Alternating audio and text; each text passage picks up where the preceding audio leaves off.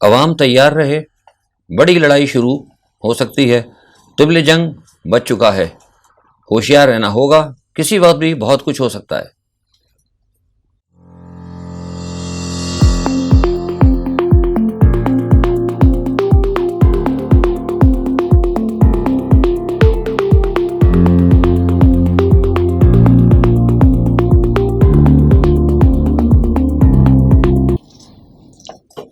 السلام علیکم۔ Views of Faisal محمد کے انتہائی واجب الاحترام سبسکرائبر اور ویورز کی خدمت میں فیصل محمد کا سلام عرض ہے۔ کل عمران خان کا ایک جلسہ آپ نے دیکھا، بڑا ایک تاریخی جلسہ تھا، اور رمضان المبارک کے مہینے میں میں سمجھتا ہوں کہ اتنی بڑی تعداد میں لوگوں کو جمع کر لینا، اور ایک ایسی صورت میں جبکہ حکومت کی جانب سے پوری رکاوٹیں اور اس جلسے کو روکنے کی بھرپور تیاری کی گئی تھی، اس کے باوجود عوام کا، میں کارکن نہیں کہوں گا کیونکہ سارے کارکن نہیں ہوتے، یہ بہت سارے لوگ بار بار کارکن کہتے ہیں، میں بھی پی ٹی آئی کو، ہم بھی پی ٹی آئی، ہمارا پورا گھرانہ پی ٹی آئی کو ووٹ دیتا ہے، لیکن ہم کارکن نہیں ہیں۔ تو ایک تو یہ کہہ کے لوگ بار بار، یہ میں اس لیے اصطلاح کرتا ہوں کہ کارکن نہ کہا کریں۔ عوام کا بہت بڑا کل سمندر تھا، اور عوام کے ظاہر بہت سارے لوگ اس میں تھے۔ کارکنان تو وہ ہوتے ہیں جو آ کے ایک باقاعدہ پارٹی کے لیے کام کرتے ہیں، جو اسٹیج جنہوں نے سجایا، جنہوں نے انتظامات کیے۔ حالانکہ پیپلز پارٹی کے پی ٹی آئی کے کئی سینئر کارکنوں کو کل گرفتار کر لیا گیا تھا۔ اس کے باوجود، یعنی ان گرفتاریوں کے باوجود، کنٹینرز لگانے کے باوجود، پولیس کو، سیکیورٹی ایجنسیز کو گرفتاریوں پر مامور کرنے کے باوجود، اور تمام جو بھی سرکاری غیر سرکاری سطح پر، اخلاقی غیر اخلاقی سطح پر تمام رکاوٹیں توڑنے کے بعد جس طریقے سے عوام وہاں پر پہنچے، وہ بلا شبہ ایک ریفرنڈم تھا۔ اسے ہم بالکل بلا شبہ اسے ایک ریفرنڈم ہی کہتے ہیں۔ اس ریفرنڈم کے بعد حکومت نے کیا سوچا؟ رات بھر حکومت کے لوگوں کے اندر جو کچھ ایوان ہے، وہاں کیا باتیں اتریں؟ انہوں نے اس جلسے کے بعد، جو کہ ایک عوامی ریفرنڈم جو کل ہوا مینار پاکستان پہ، اس میں ان کو نظر آ گیا ہے کہ مسلم لیگ نواز جو ہے اب فی الحال پاکستان کی عوامی سیاست سے ایلیمینیٹ ہو چکی ہے۔ یہ فیصلہ کل ان کو نظر آ گیا تھا، اور اس جلسے کو میری معلومات کے مطابق کئی اہم لوگوں نے، مسلم لیگ کے، لندن سے لے کے پاکستان تک کئی وزراء نے اور لوگوں نے نہ صرف دیکھا بلکہ رات گئے تک اس کے اوپر سوچ و بچار بھی ہوا اور آئندہ کے فیصلے کیے گئے۔ جیسا کہ میں نے ابھی آپ کو یہ کہا کہ ان کو نظر آ چکا ہے کل کے جلسے کے بعد کہ مسلم لیگ اب یہاں سے ایلیمینیٹ ہوتی نظر آ رہی ہے، اور خاص طور پر جو ان کا پنجاب، جو کہ نواز شریف کا رجواڑہ جسے میں کہوں گا، جو ان کی جاگیر تھی، وہ بھی انہیں اب لگ گیا ہے کہ ختم ہوتی جا رہی ہے۔ یہی وجہ ہے کہ کل رات سے لندن کے اندر بہت زیادہ جھنجھلاہٹ اور غصے کی سی کیفیت ہے، اور کل رات گئے اور دو رابطے بھی ہوئے، اور کل صبح بھی رابطے ہوئے، مریم سے بھی بات ہوئی، اور کہا گیا کہ do what ever you want, ٹھیک ہے جناب، کرو جو کچھ بھی تم کر سکتے ہو۔ اور اس کا پھر آپ کو، یہ میری اس بات کی تصدیق آپ کو رانا ثناء اللہ کے اس بیان سے مل جاتی ہے، جس میں انہوں نے کہا کہ اب جو ہے معاملہ وہ آ گیا ہے کہ یا تو ہمیں ایلیمینیٹ ہونا پڑے گا یا پھر ان کو ایلیمینیٹ ہونا پڑے گا۔ یہ ایک سیدھی سی بات ہے۔ تو اس کا مطلب یہ ہے کہ اب جو ہے جو عوام ہے، جو کہ اس وقت تیار ہے ہمیشہ عمران خان کے ساتھ جانے کے لیے، ان کو بھی اب تیار رہنا ہوگا، کیونکہ یہ جو رانا ثناء اللہ کا جو بنیادی طور پر بیان ہے، یہ اصل میں طبل جنگ ہے مسلم لیگ نواز کی طرف سے۔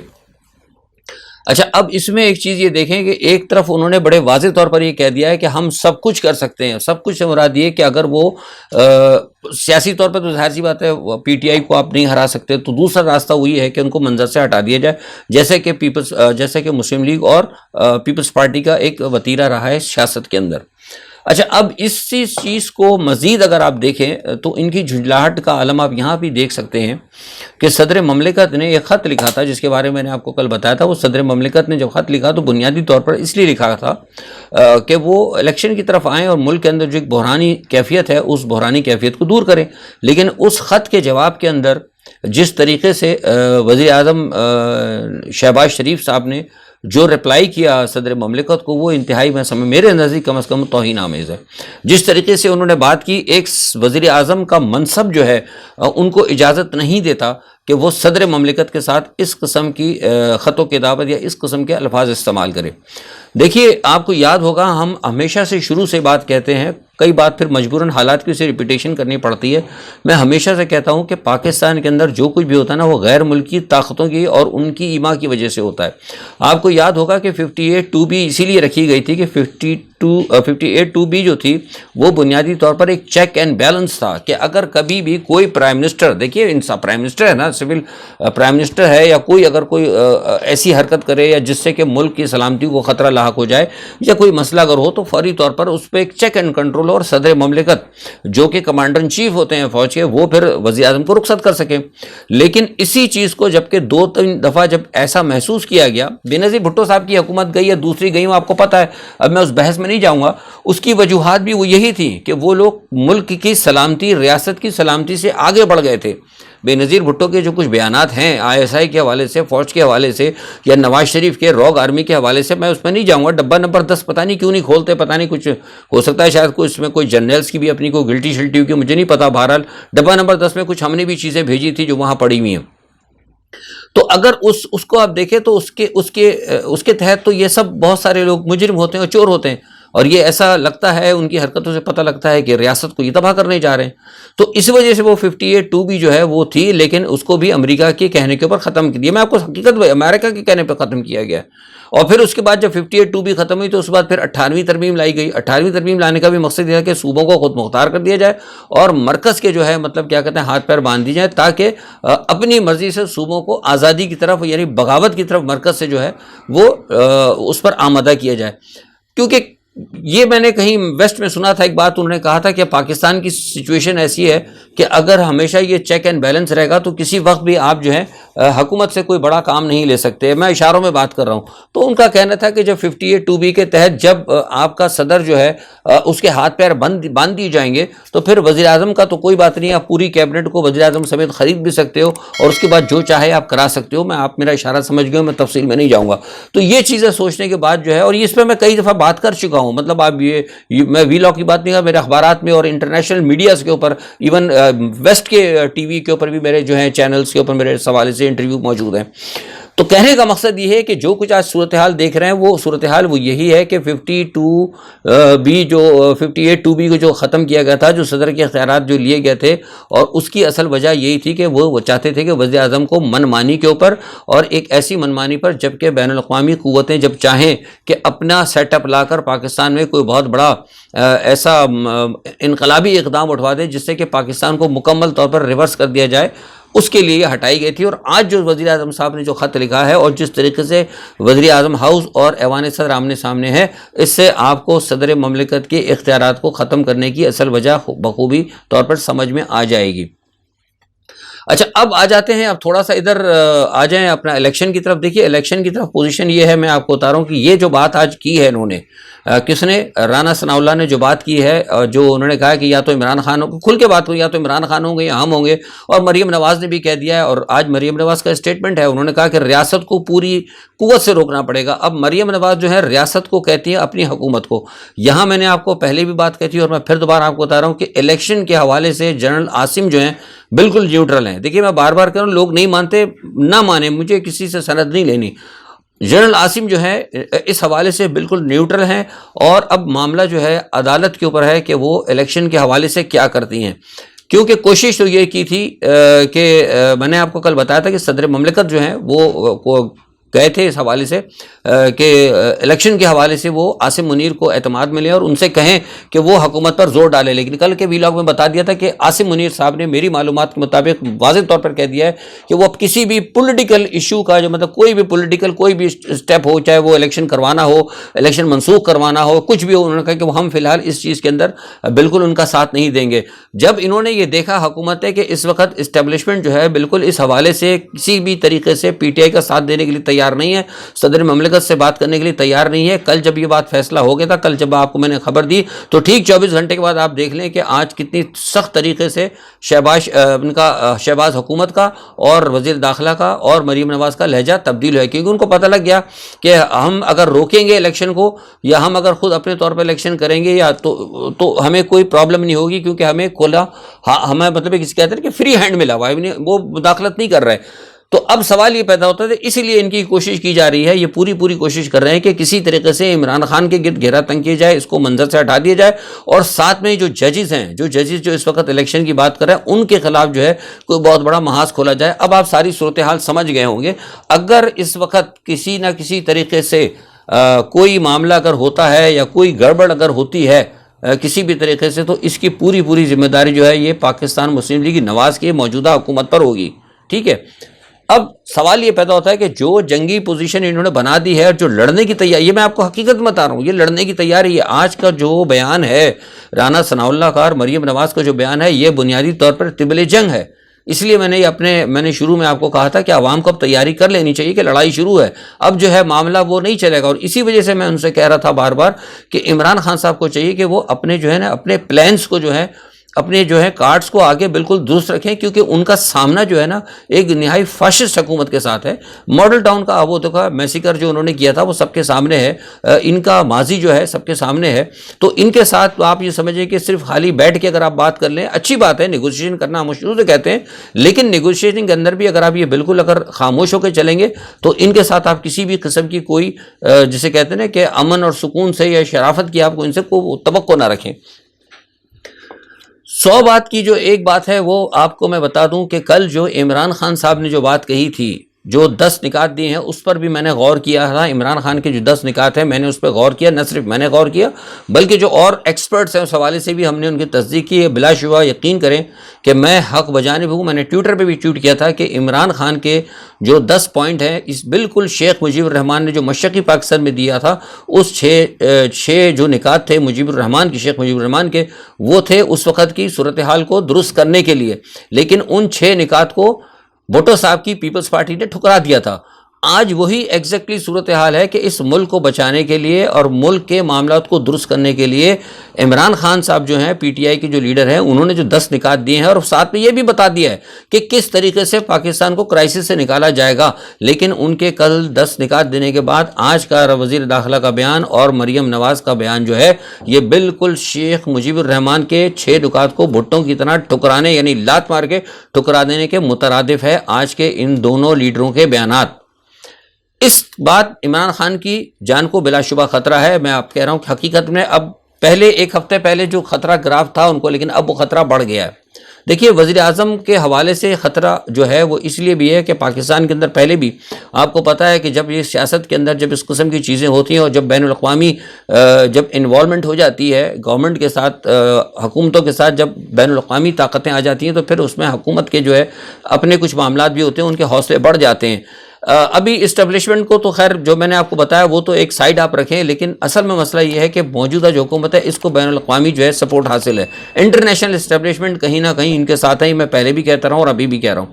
آپ کو یاد ہوگا کہ لیاقت علی خان کے حوالے سے جب لیاقت علی خان صاحب کو قتل کیا گیا تھا تو ان کی بیوہ جو تھی سید اکبر, غالباً ایگزیکٹلی سید اکبر ہی نام تھا, سید اکبر جو تھا جس نے لیاقت علی خان پر گولی چلائی تھی, فوراً ہی اس کو بھی گولی مار دی گئی. آپ کو پتہ ہے کہ اس کو حالانکہ اس کو پکڑنا چاہیے تھا لیکن وہ باقاعدہ پلانٹڈ ایک پلان تھا.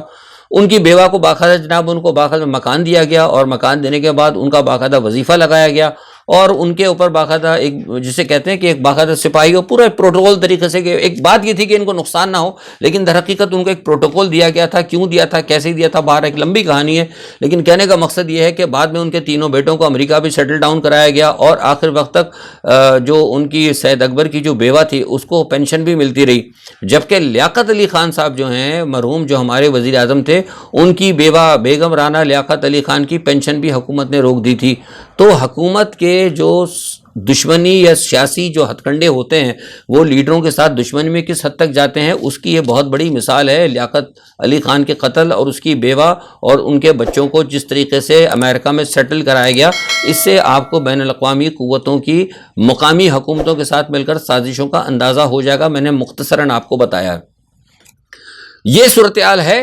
اس کے بعد میں سمجھتا ہوں کہ اب حکومت کو سامنے بالکل اب ایک ہی راستہ ہے کہ یا تو وہ بات کر لے اور اس بات کی حقیقت کو سامنا کرے اور عمران خان کے ساتھ بیٹھ جائے، جس کی کہ مجھے فی الحال آثار نہیں لگتے. تو لہٰذا اب میرے پاس جو اطلاعات ہیں وہ یہ ہے کہ اس تمام صورتحال کے اندر سپریم کورٹ کا جو ہے فیصلہ جو ہے انتہائی اہم ہوگا. اور سپریم کورٹ بھی ابھی تک، سپریم کورٹ کے بھی رابطے ہوئے تھے اسٹیبلشمنٹ کے ساتھ، لیکن ابھی تک ان دونوں کے درمیان کیا بات ہوئی ہے میرے پاس فوری طور پر اس کی کوئی اطلاع نہیں ہے. لیکن یہ میں نے آپ کو اطلاع دی تھی کہ الیکشن رکوانے یا الیکشن کروانے کے حوالے سے فی الحال جو ہے اسٹیبلشمنٹ بالکل ابھی خاموش ہے. اور جو یہ کہا جا رہا ہے کہ جناب وہ بلا لیا تھا الیکشن کمیشن نے، تو وہ جو حکومت نے جو اجلاس بلایا گیا تھا تو اس میں وہ فوجی کیوں چلے گئے، عاصم منیر وغیرہ، دیکھیے یہ بیوقوفی والی باتیں، ذرا آئین سے معلومات کر لیں، آئین کو پڑھ لیں تھوڑا سا.